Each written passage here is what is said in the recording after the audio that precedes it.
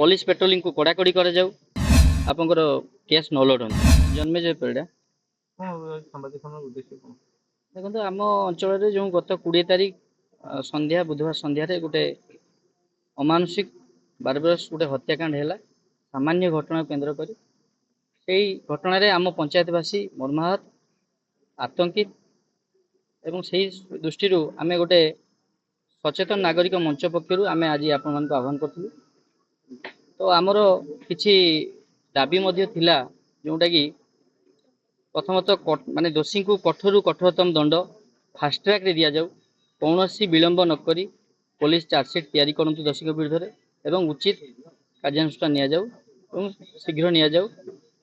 परिवार को सुरक्षा दि जाऊ एवं मृतक परिवार जो गोटे रोजगार क्षम पिला को हरई ताकू आपणकर 50 लाख अन्यून क्षतिपूरण गोटे दि जाऊ निशा कारबार जो निशा पाई ही ये घटना निशा नथिले प्राय ये घटना ही न था जदि सुस्थ मनुष्य तो माने गोटे 24 वर्ष पिला जदि ए घटना भी हो पार्छ तेणु केबे तो एटा ग्रहण करियो नै तेणु निशा जो निशा पाई ये घटना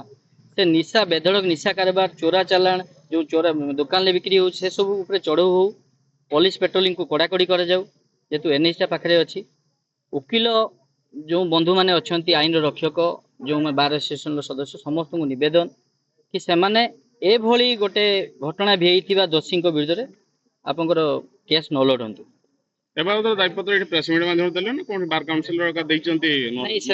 से सब जिनस आपण मान माध्यम आम आलोचना कला आम चिंता करूँ जे आम गोटे दाबी पत्र समस्त उद्देश्य आम पठेबू।